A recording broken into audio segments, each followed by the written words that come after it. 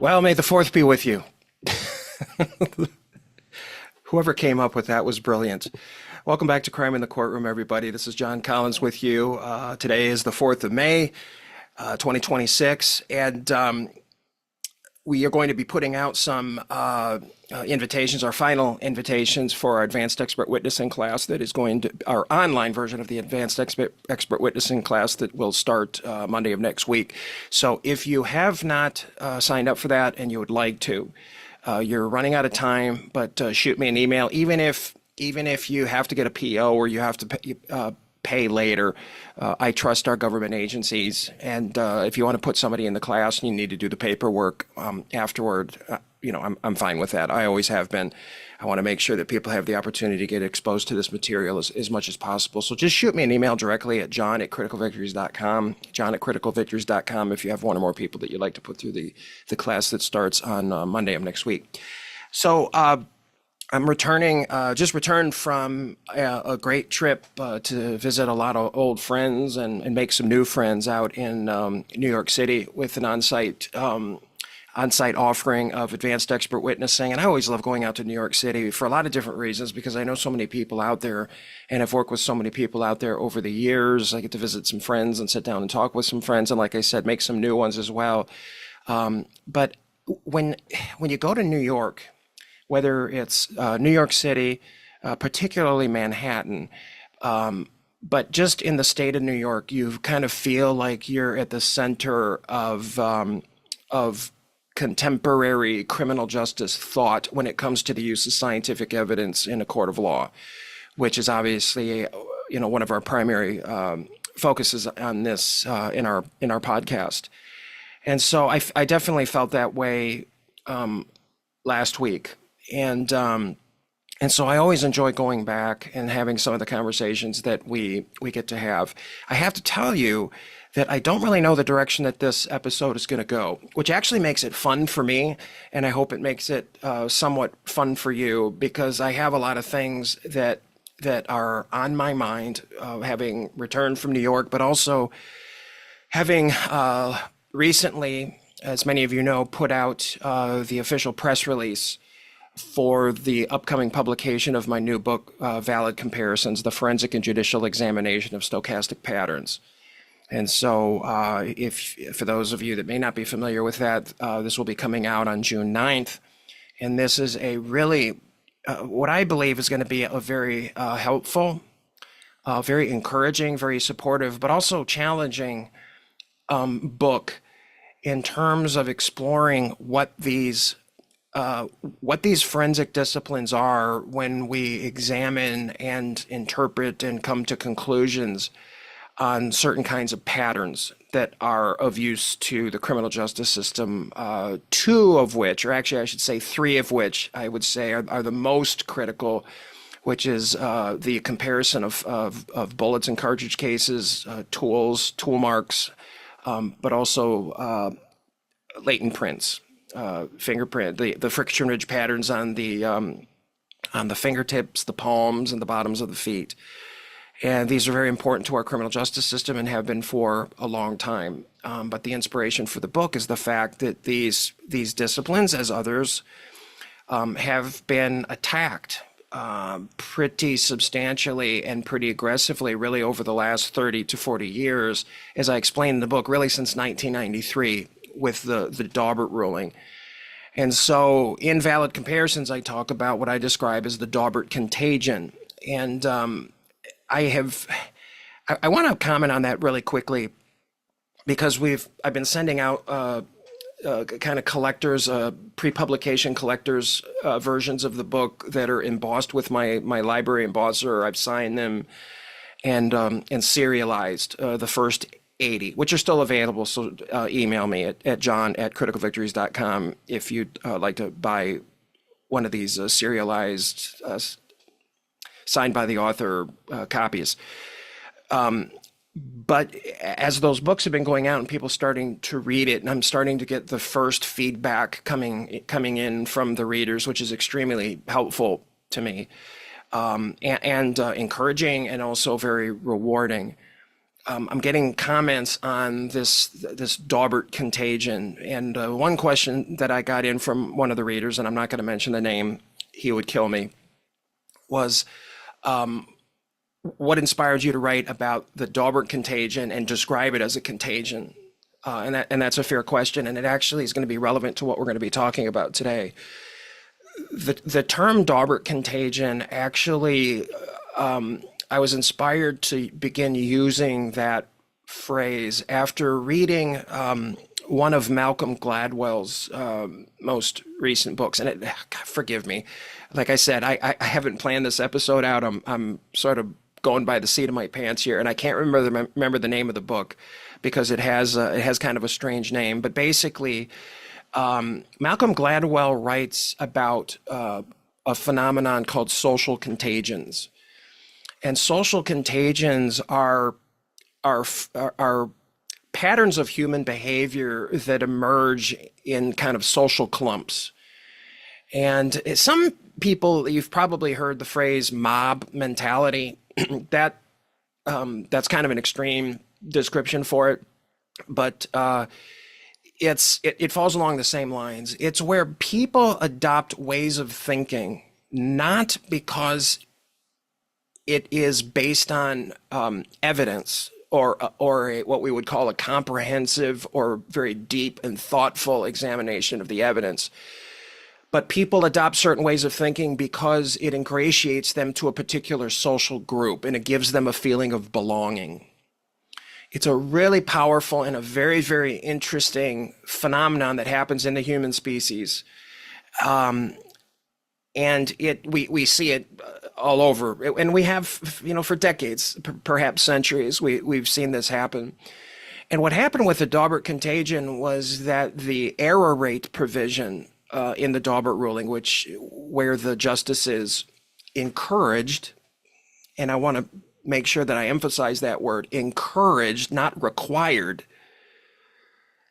that judges consider a particular method adopted by an expert witness based on work that an expert witness did, that in order for the court to find that admissible or for it to be considered valid, the word that gets kicked around a lot these days, that it has to have a known rate of error. That was the contagion.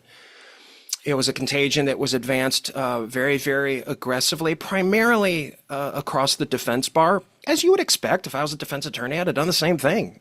I'm not disparaging the attorneys who did this or who perpetuated the Daubert contagion.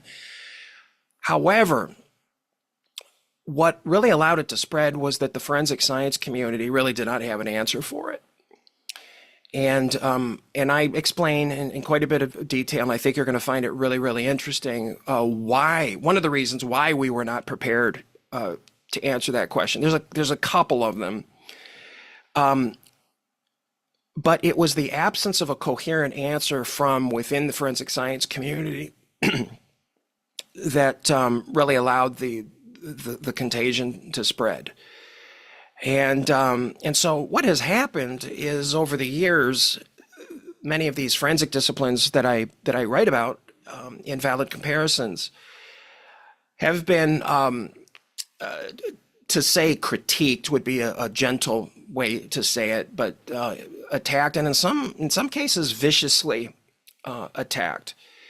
And I've been following this. I've been in the middle of it for really since 2004, when I began serving on the board of directors of the American Society of Crime Laboratory Directors, and we started paying attention to what activists in the innocence movement were doing and what they were attempting to do with regards to disparaging forensic science. Because you have to remember, in the wake of the O.J. Simpson trial, in fact, it was in 1996 when the Discovery Channel came out with the New Detectives. And then I believe it was CBS that came out with CSI, that famous television show. You had this cultural phenomenon that was popping up where people were really, really fascinated and entertained by forensic science. And if you were an innocence activist and you were trying desperately to deflate public confidence in the criminal justice system, these television programs were a real problem, because forensic science tends to have the effect of raising people's confidence in the criminal justice system. There's no question about it. And it's a tremendous responsibility, by the way, that's on our shoulders as forensic science professionals, or forensic laboratory professionals, which is the phrase I prefer to use.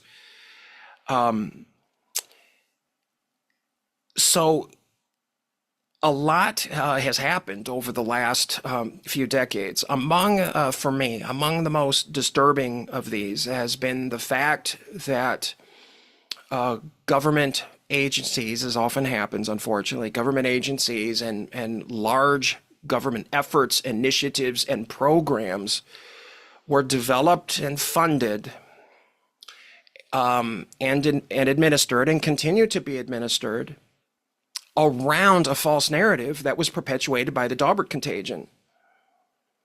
And so we have, let me be careful how I phrase this, because we have good people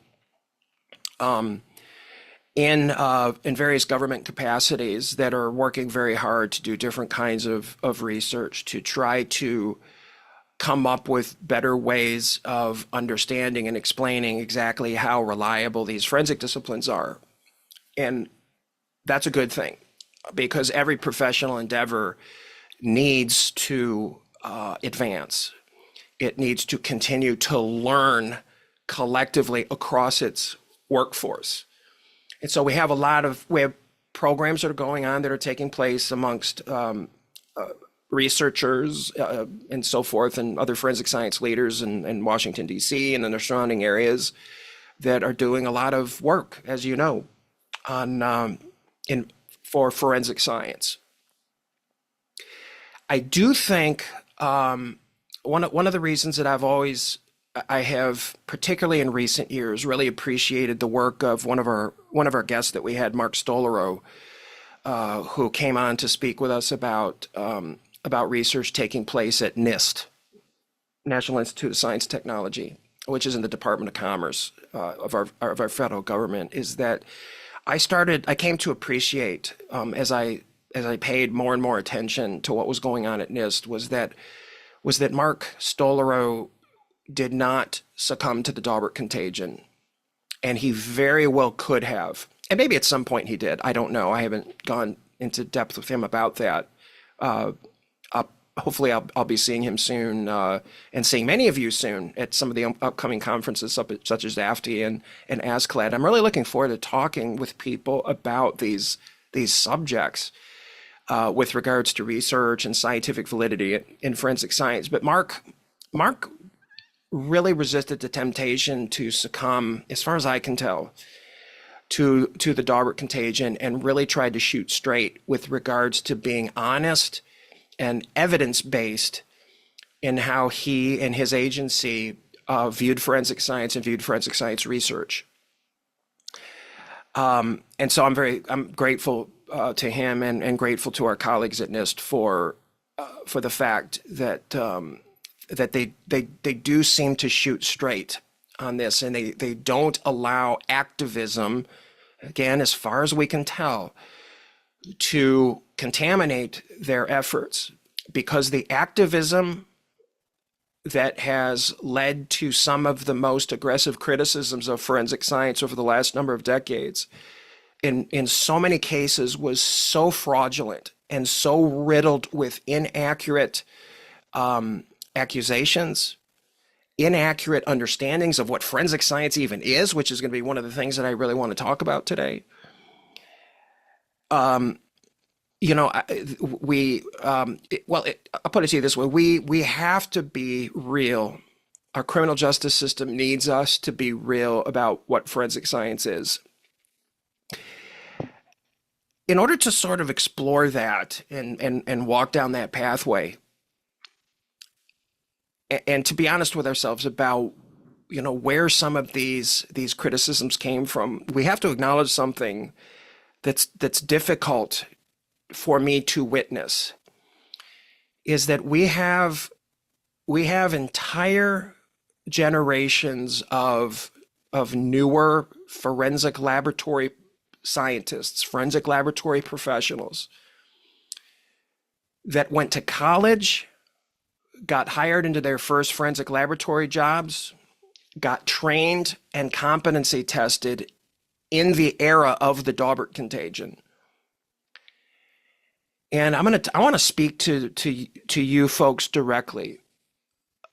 Those of you that are in the earlier years of your forensic laboratory career, I cannot express to you how sorry I am for how we failed you.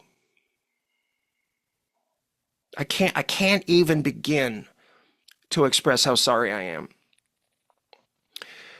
We allowed those of us that were the stewards of this profession, those of us that were supposed to be speaking truth to power, that were supposed to be honest and real about forensic science and what it can do, what it should do, what it should not do. We allowed the entire profession to lose its confidence. And I have very specific stories that I could tell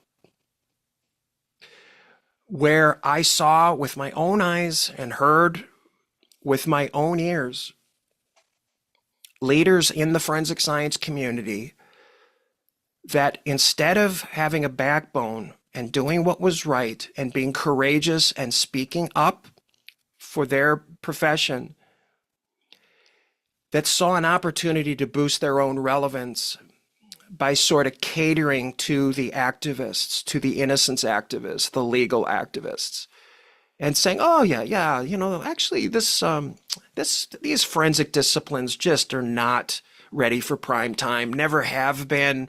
It's been a scam perpetuated on the criminal justice system for over 100 years. We need to start doing something about this." Yeah, I want to be on that team. And I'm going to tell you, there's one individual in particular. I will never forget this as long as I am in this profession and doing what I do, who was in one of the highest positions in forensic science, the president of a major forensic science organization. Some of you may have heard me tell this story before. And this individual was speaking at a conference, and I was in the audience, and I stood up and I raised my hand and I said, why is it that this organization and its leaders are not coming out to defend not in an ideological way, but to speak truth to the power that was emerging from the defense bar and from the Innocence Network in their accusations of forensic science? Why don't we have the leaders of our community speaking up about this? And I mean, his answer just left me chills. And the answer was basically was, and it's kind of the classic political answer. And you gotta, I guess, credit this person for the honesty that they showed. And that was that there was an opportunity in it. There was an opportunity to build relevance, to get money, to get funding. And this individual, by the way, over the years did fairly well for himself in climbing kind of the infrastructure, the hierarchy and the forensic science pecking order. And I just remember thinking to myself, when this answer was given, just my heart breaking for the forensic laboratory scientists out there that were working their tails off, sacrificing so much of themselves, and enduring such a challenging, labor-intensive line of work that often doesn't come with much thanks. And this guy's selling them out. And so if anybody wonders, why I do what I do and why I continue to speak out on these issues, I'm going to tell you that experience that I had is one of the big reasons for it. And so again, those of you that are in the earlier years of your forensic science career, and if you're wondering, gosh, what kind of profession did I get in? This is just a bunch of junk. It's junk science.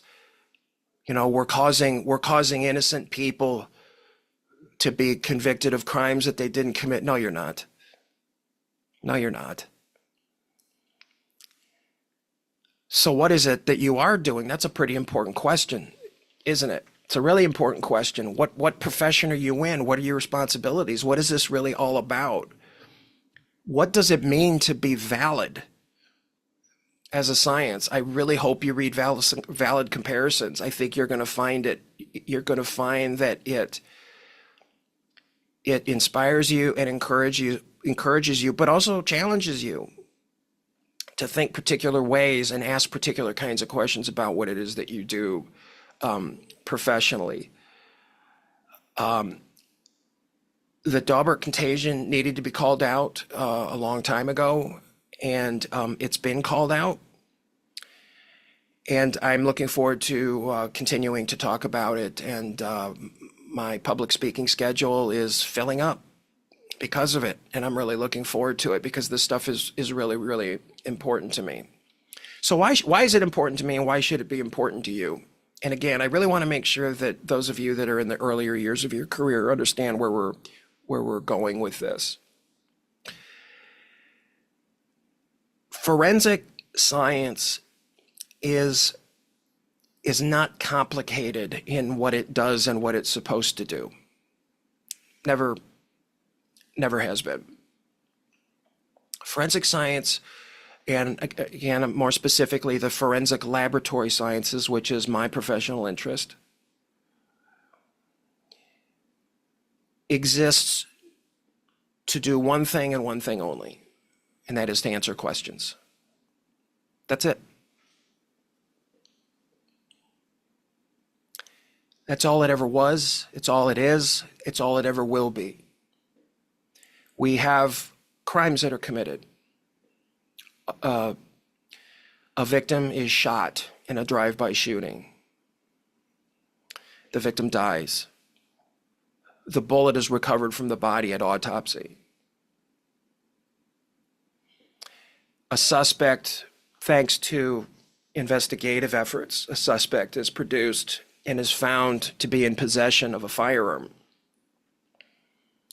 The firearm and the bullet are sent to the laboratory. Why are they sent to the laboratory? Because there's questions to be answered. The investigators have questions. One of those questions is this: was the autopsy bullet fired from the firearm that we got from the defendant? Right? It's a very simple question. Now, it takes a lot to answer it. It's a very simple question. That's what the criminal justice does, is it asks questions, and then it seeks to get answers. When we start making forensic science more than it is or more than it needs to be, we get lost. And when we get lost, we lose our confidence because we can't speak to the truth with as much clarity. Was the autopsy bullet fired from the defendant's gun, right? Okay, so now that we have a question, the investigators, the prosecutors, the people in the criminal justice system that are responsible for figuring out what happened and who was responsible will go out to see if those questions can be answered. And so they ask themselves, is there anybody out there who can answer that question?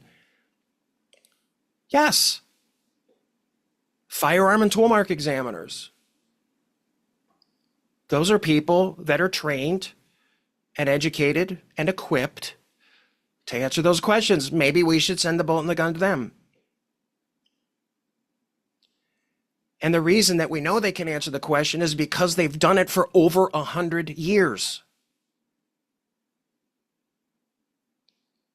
And the same thing holds true with latent prints. We could describe a similar case scenario for latent prints. They answer the questions that need to be answered if you're going to be able to figure out what happened and who was responsible.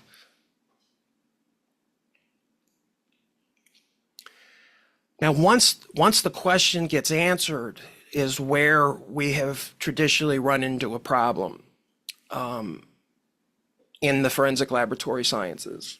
And we have to kind of be honest about that. And it was a problem that I faced in my career. So I don't want to make it sound like I was immune to this. The expectations and the demands of the criminal justice system have evolved over the decades, and I've seen them evolve in my own career. So if you have a forensic laboratory scientist who's properly trained, properly equipped, properly educated, that is able to say, yes, the autopsy bullet, I was able to identify the autopsy bullet as having been fired in the defendant's gun. So you've got the right gun. You don't need to look for any other guns. Right? That's what we're trying to do. How valuable would forensic science be to our criminal justice system if we just said, well, there's a good possibility that it was fired from the defendant's gun? There's a lot of really compelling evidence to suggest that it was fired from the defendant. How is that going to be helpful to anybody? And so one of the things that, as we've sort of lost confidence across our profession, we've gotten less assertive in how we communicate our conclusions. And I definitely think, and this really excites me, valid comparisons is really, really going to help people with this. I promise you, it's really going to help people with this. I had to do a deep dive, and I had to educate myself a lot on some of the things that I wrote about, far more than I realized that I would when I started the project. So now you have somebody that is able to answer the question. Yes, I can answer the question. The bullet was fired from the defendant's gun. Okay. I have looked at the evidence. I have observed it. I've taken photographs. I have interpreted what I have seen. And that interpretation is that the autopsy bullet was fired from this gun. You can word that in any number of ways. And I know that there are some of you out there that want to micromanage how forensic scientists report their conclusions. I get it. But the court is not stupid. The criminal justice system is not stupid. They know that it's your interpretation. They understand it's an interpretation. It's an expert opinion according to the law. So, to the extent that you're using the answer to that question in the courtroom, let's say, there's other questions that have to be asked if you really want to do due diligence and understand the reliability of the conclusions that were drawn, or the conclusion that was drawn. And one of those questions is the one that really kind of was at the root of the Daubert contagion and was at the root of the decision itself that came down from the Supreme Court of the United States in 1993. Well, a couple of questions. Number one, could you be wrong? And what is the chance that you're wrong?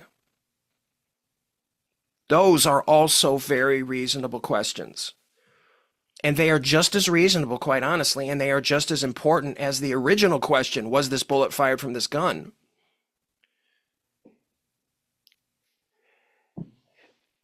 And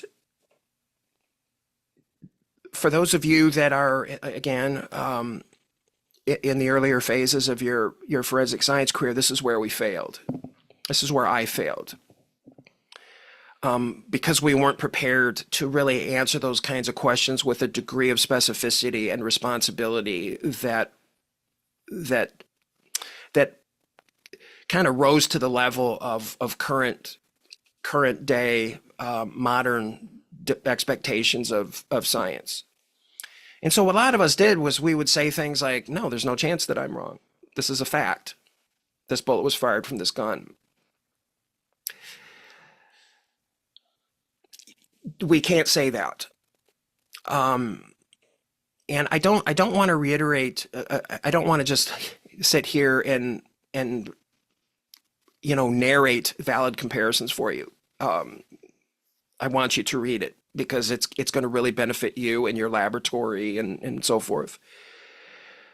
But the thing that we didn't fully understand when we were really starting to get hit with questions and being accused of causing erroneous convictions and that this was junk science and it was flawed and these forensic laboratory people really don't know what they're doing. We didn't have an answer for it. And one of the things that a lot of us didn't realize is that we were inflaming some existing concerns that we were not aware of. And this was one of the bigger takeaways that I learned as I was doing my research for this book. And what that was, these existing sentiments that were kind of smoldering like a campfire came from bite marks in the 1970s and 1980s. Well, actually, even into the early 1990s. What we describe as the erroneous conviction interval in valid comparisons, in the book Valid Comparisons. Bite marks was sort of an interesting phenomenon, forensic phenomenon in the criminal justice system, in that it's been around for a very long time, but it started to become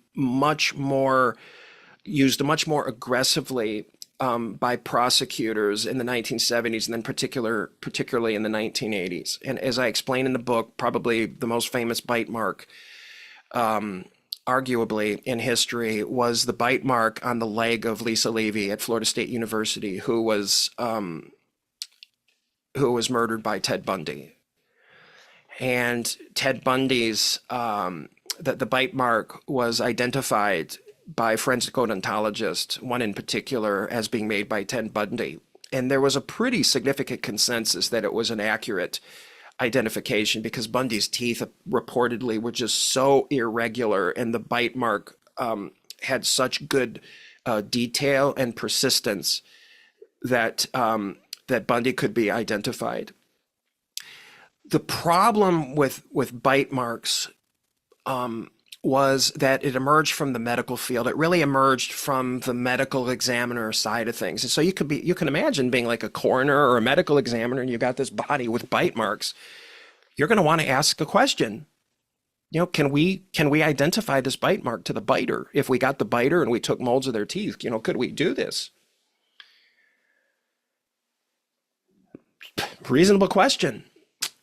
Well, the problem was, from what I can see, and I think I'm right about this, I'm confident that I'm right about this, is that there were individuals in the dentistry community that wanted in on this, on the answering of these questions. And they saw an opportunity for themselves to get involved in something that just seemed really interesting outside of just ordinary, dentistry work. And they called themselves forensic odontologists, and they would examine bite marks, and they would, make claims about whether or not, they could identify the bite mark as having been made by a particular biter. Despite what's often talked about with bite marks, and it's a legitimate practice. I really believe that it is a legitimate practice. And I am in profound disagreement with the American Board of Forensic Odontology for their succumbing to the Daubert contagion, in my opinion, and saying that, no, you can't, it's wrong, you can't individualize bite marks. Yes, you can. It doesn't mean that you're going to be able to do it often. Okay, but there is no scientific basis to say that under no circumstance, in any case, will you ever be able to individualize a bite mark to the biter? You just cannot say that, and they never should have said it. But the darn Daubert contagion is so powerful that it started to crush the confidence of even people that call themselves scientists. The problem that we had in bite marks was a problem of temperament. It was the temperaments, personalities, attitudes, arrogance of some of these these forensic odontologists of the era. Not all. I do not want to generalize here. That I really believe in many cases, they sort of in their own minds came to the conclusion that this guy's guilty. There's no doubt. There's no doubt this guy's guilty. And these dentists, they didn't, a lot of them didn't have criminal investigative experience. They were dentists. And so they get their heads filled up with all of this supposed evidence of the defendant's guilt and say, oh yeah, I can identify that bite mark as being made by the defendant. Absolutely, 100% certainty, no doubt. And they would use that kind of language. And so you had this forensic odontology, or the comparison of bite marks, even though the practice itself was not junk, to use that junk science term that gets pushed around today, which drives me crazy. And there is no such thing as junk science. There's junk applications of science. And there's junk temperaments and bad attitudes and bad actors and irresponsible people that claim to practice a science like bite mark comparison. That's the problem. That was the problem during the erroneous conviction era. But what happened is we got through the Daubert ruling, and we got into the late 1990s with the emergence of DNA and all of its scientific rigor, which was so impressive.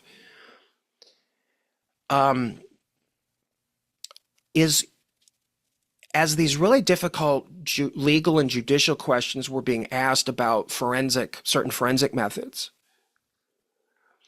there was language that was coming out of the forensic laboratory community that sounded eerily similar to what people heard from these forensic dentists back any number of years ago. And so the reaction,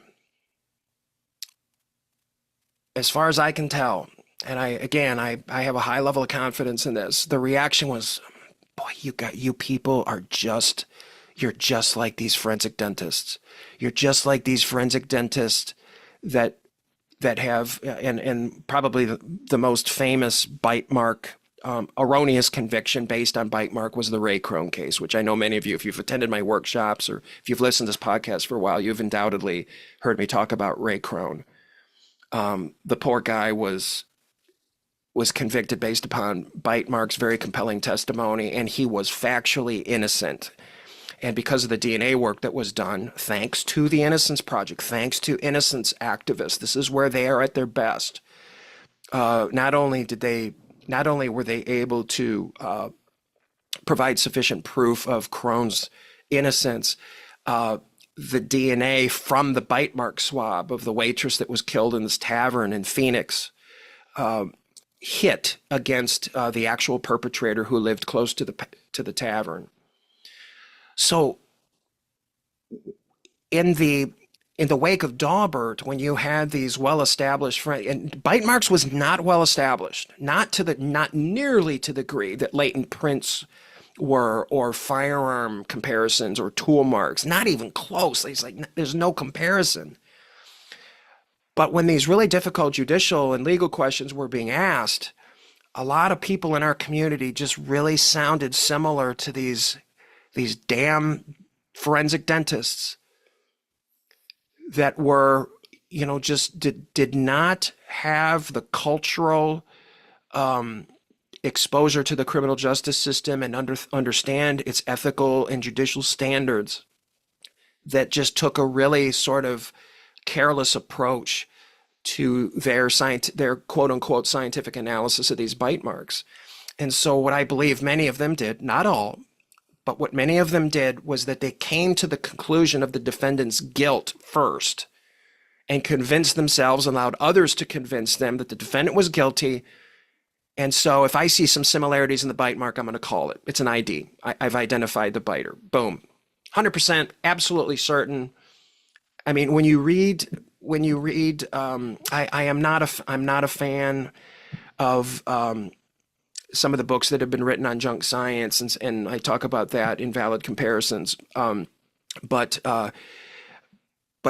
they do a nice job of kind of explaining how the problem with bite mark evidence, just that phenomenon that happened in the 70s and the 80s and the early 90s really came to haunt everybody working in the forensic laboratory sciences, even though we don't do bite marks in forensic science laboratories. We never have. These were dentists that were kind of working in partnership with medical examiners. So why is this important? Well, the reason that it's important for a lot of reasons. But when we started getting asked this question, what's the chance that you're wrong? Could you have made a mistake? We didn't answer it the way that we should have. We just weren't prepared. These were not questions that we were culturally and historically and traditionally well versed in answering, and we didn't answer them the right way. And that problem right there is probably the biggest inspiration for writing the book, Valid Comparisons. But there's something else too that we need to mention, and let me go back and just talk a little bit about bite marks as an example of this.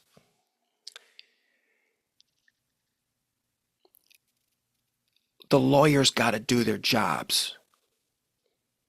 The lawyers have to do their jobs. These lawyers, that whether it's on the prosecution side or it's on the defense side, these are smart people. These are reasonably smart people. You do not have to be a rocket scientist. You did not have to be, F. Lee Bailey or Clarence Darrow to ask some reasonable questions of these forensic dentists back when they were making these identifications. It's just the lack of legal curiosity and the willingness to just allow yourself to be bullied in the courtroom and to not ask reasonable questions and not prepare yourself to ask some really reasonable questions. One of which you could have asked any forensic dentist back in the 1970s or the 1980s or the 1990s is, how long has this been around? Show us, what is the training? Show us the pictures. Show us the pictures of the comparison of the evidence bite mark to the dentition of my client. Show it. Walk us through the detail.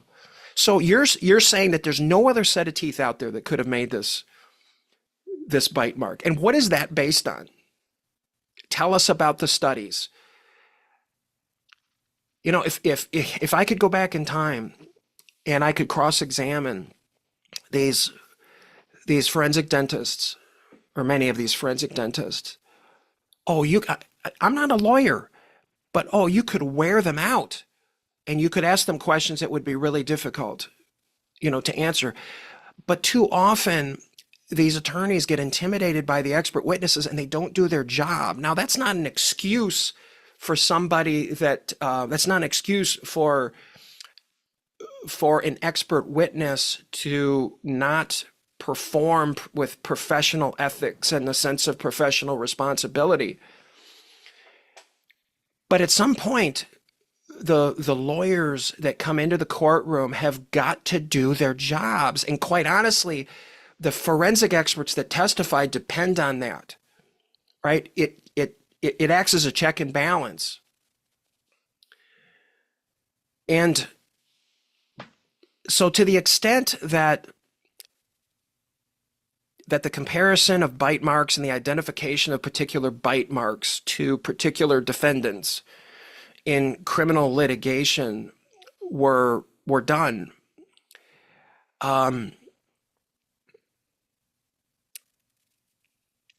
good questions needed to be asked of these expert witnesses.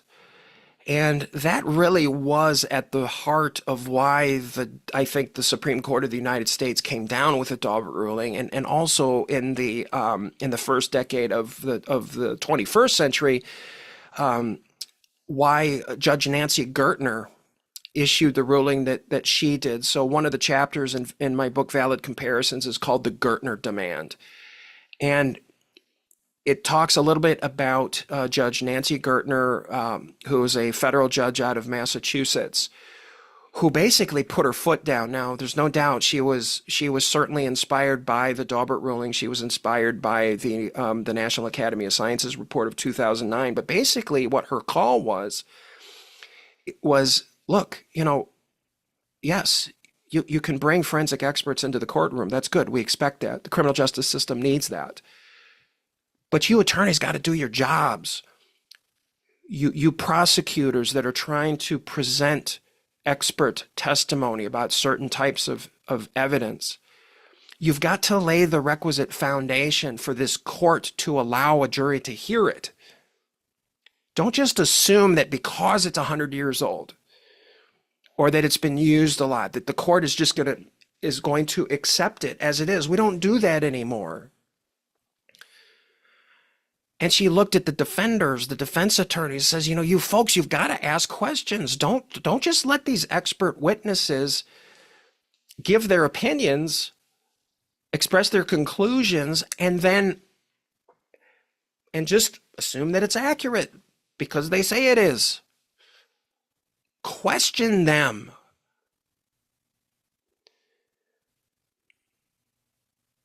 I think one of the best things, and we talk about this in my expert witnessing class, that one of the greatest indicators of a consummate expert witness, an expert witness with the utmost level of the best possible temperament, sense of responsibility, ethical disposition, the best indicator is that these consummate experts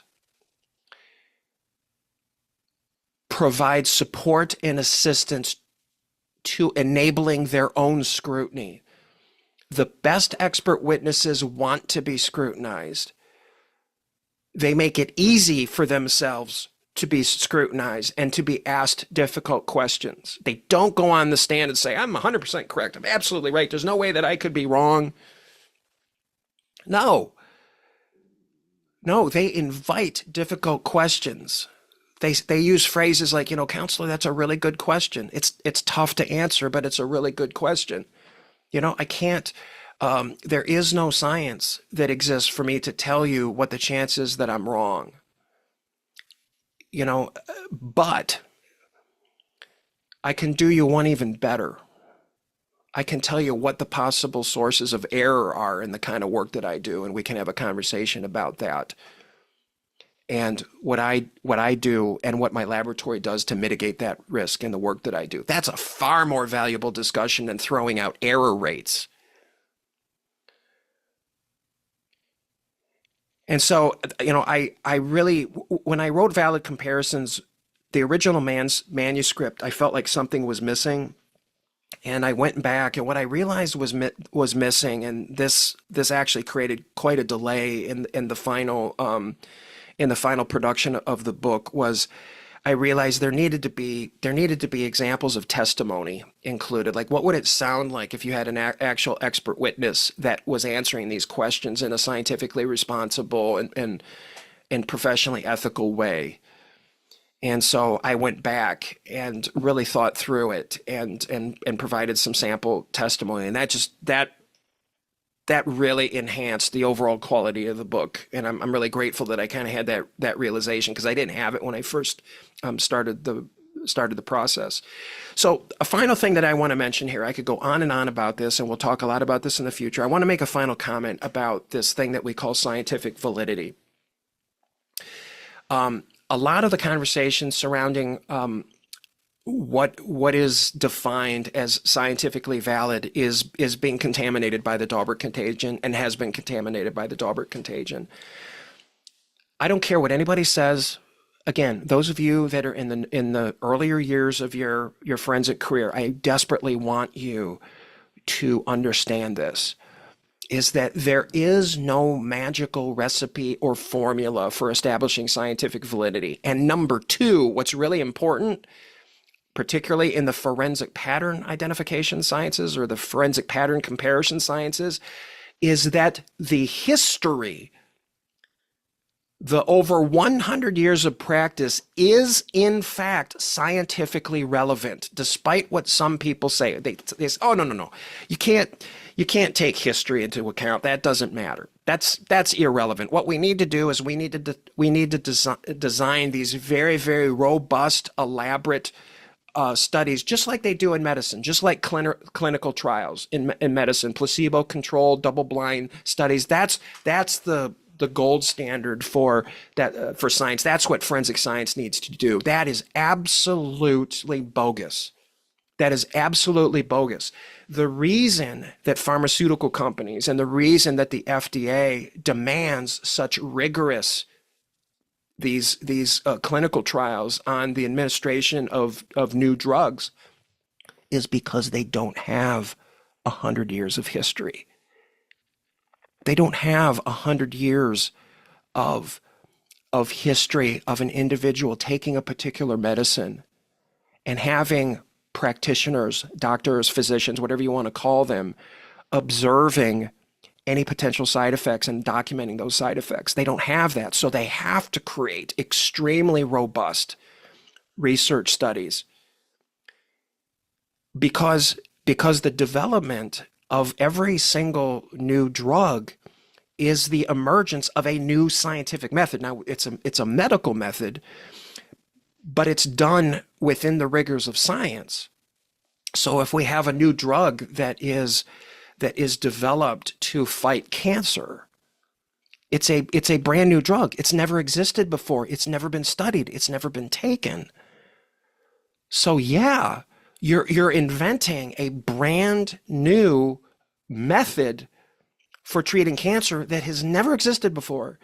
And you better believe you got to study that before you start giving it to people and potentially causing side effects. You have to establish a side effect profile. You have to test for the placebo effect, which is one of the most astounding scientific phenomenon in all of science is the placebo effect, the way that human beings can have a therapeutic effect, a positive therapeutic effect from taking a tablet that they think is a drug but actually is not. It's one of the most just interesting, fascinating phenomena in all of science. These forensic pattern disciplines that I talk about in valid comparisons, they developed very slowly over time and were observed and practiced and refined and observed some more and refined some more and practiced some more over decades and decades and decades. They developed in a very different way. And if you ever hear somebody say that history has no scientific relevance, just walk away from that person, because they don't know what they're talking about. They do not know what they're talking about. That history does matter. However, what we've got to do a better job at, and this is going to be absolutely necessary for the forensic pattern disciplines, or any forensic discipline for that matter, to be able to earn and retain credibility over the long term, is the practitioners in these fields have to learn something very important, and that is that you actually raise your level of credibility when you admit the possibility for error. So anytime you are asked, is there a chance that you could be wrong? The answer is absolutely. Absolutely. And that's a very good question, counselor. I'm a human being, and all human endeavors are vulnerable to error. In fact, science exists because of the ever-present risk of error. And so if I said that there was no potential for error, I'd be shooting myself in the foot, because then basically what I'm saying is that this is not a science. Everything that occurs in science has the potential for error. Nothing in science is ever certain. But it doesn't mean that the possibility for an error is a high one. In fact, I believe it is extremely low, almost to be, practically negligible. But it is there. I can't give you a number. I can't tell you what the chance is that I was wrong. But even if I could, I wouldn't want to end the conversation there. I want to be asked questions about what is the chance that an error happened in this case. So it doesn't, like, I know that there's a lot of research going on that's looking at error rates and stuff, and that's great. I think that's fascinating. And I learn about, really good work that's being done all the time. But it's still, in the end, it won't answer the question, even if you can create kind of like a standard error rate for the identification of cartridge cases as being fired for particular guns, right? Even if you can create an industry-wide or professional-wide rate of error, it will not speak to the chance that an error occurred in this case, the case that I'm sitting in the courtroom testifying about right now, because this case has never happened before. This crime was never committed before. This person was never a victim of this crime before, perpetrated by this defendant. It is brand new. It's never happened. There is no study that can speak to the chance that the expert witness that examined the evidence in this case was wrong. So that leads you to the ultimate conversation that I think every forensic expert has to be really, really committed to engaging in. That expert witnesses in the modern era have to be prepared, conversations that they have to be prepared and equipped to participate in, and that is to talk about if an error did happen in this case, how would it most likely happen? How could it have happened? And what did you do to mitigate that risk? But if you're a defense attorney, and this was the problem back with the bite mark evidence, if you're a defense attorney, you know darn well that these forensic experts are good at what they do. And the chance that they made a mistake is much the chance that they made a mistake is much lower than the chance that they did not. And so a lot of these defenders, and I totally get it, trust me, I totally get it. A lot of these defenders don't want to engage forensic laboratory scientists about these questions, because they know that most forensic laboratory scientists can answer these questions effectively. They can speak to the work that they did. They can talk about the potential for error, even though they can't quantify it. And so they don't want to, when you ask an expert witness difficult questions and the expert witness answers them competently, it tends to reinforce the credibility and the trustworthiness of the expert witness in front of the judge and the jury. And a lot of defense attorneys, they face that risk. Well, okay, but I'm going to ask you a question. What is our criminal justice system for? What is your job? Is it your job to win? Or is it your job to make the best case you possibly can within the realm of reasonableness and within the realm of what the evidence can speak to?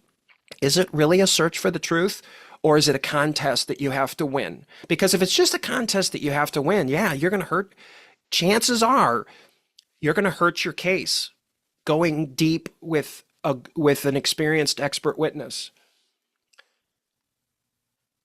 because that expert witness, good possibility, is going to be able to answer your questions, be able to hold their own. Not, I can't guarantee that. There's a lot of expert witnesses that really step on their own toes, but you have to ask yourself as a trial attorney in criminal litigation, is this a search for the truth, or is it a contest to be won? And don't blame forensic laboratory scientists for those attorneys out there that just treat this as a contest that needs to be won. That is not our fault. If you treated it like a search for the truth, then these things that you like to call junk science will be much less likely to bring any harm on the integrity of a judicial proceeding. So we're going to talk a lot more about this in the program notes. I'll include a link to my book, Valid Comparisons. And by the way, if you'd like a signed, an author certified, signed, embossed, and serialized copy of Valid Comparisons, go to validcomparisons.com. Or actually, it might be easier, just shoot me an email at john@criticalvictories.com, john@criticalvictories.com, and I'll send you a link to purchase the book. And I can usually get it to you within a week, unless I'm traveling. And so thank you to the many of you that bought the pre-publication copy, and the comments that we're getting back are not only very satisfying to me, but they're also really enlightening. It's really a great experience for an author to write a manuscript, to publish a book, and then have readers interpret things in ways that you didn't realize they would as an author. And that's a very enriching experience. And the more feedback I get when we eventually, there's no doubt there's going to be a second edition of this book, probably in about 2 years. Because it's open, it's doing exactly what I wanted it to do, which is to start a different kind of conversation about how you judge the admissibility and the validity of forensic evidence in the courtroom. So as an author, I'm very, very grateful and very, very excited about where this is going. I will see many of you coming up at the AskClad Symposium. I've got a couple presentations that I'm doing there. I'm very much looking forward to coming back to the AFTI conference in Baltimore, Maryland, to speak to my friends and colleagues there about the book and just kind of the experience of writing the book. So busy year underway. You can look for my press release. In fact, I'll include a link to the press release too in the program notes that went out for Valid Comparisons. And get on the VIP list. The author's VIP list, because we do occasional updates, and as we get interesting feedback and news and events that are happening related to the book, you'll be aware of it. I don't share out your information, and you'll become part of kind of a close quarters, close knit group of people that are following this particular book and the impact that I hope it has. So with that, everyone, I'd like to thank you again for joining me for another episode of Crime in the Courtroom. And as always, the opinions expressed on our show are those of your host, John Collins, that's me, as well as our guests, and should not be construed as representing the opinions of our sponsors, collaborators, or any other professionals or organizations with whom we may be affiliated. Just as a quick reminder, if you are interested in our world-class, on-demand, and affordable training program for building your authoritative presence and conflict management skills, very important for expert witnessing, please visit criticalvictories.com/showupstrong. And if you are a police commander, forensic scientist, or forensic laboratory administrator, or a professional in any other high responsibility occupation looking for a powerful but convenient way to achieve the high resolution self-awareness that's necessary to be at your best, even when everything is on the line, please check out my coaching page at criticalvictories.com/coaching. That's criticalvictories.com/coaching. You can start the process without any obligation, and I would love to work with you and any members of your team who are striving to build the skills and internal strength that they need to meet whatever new or growing responsibilities they've been entrusted with. We will see you next time for another edition of Crime in the Courtroom. Let's all be safe, be great, and let's all stay committed to being a force for good and for protecting our quality of life from sea to shining sea. Thanks again, everyone. We'll see you next time.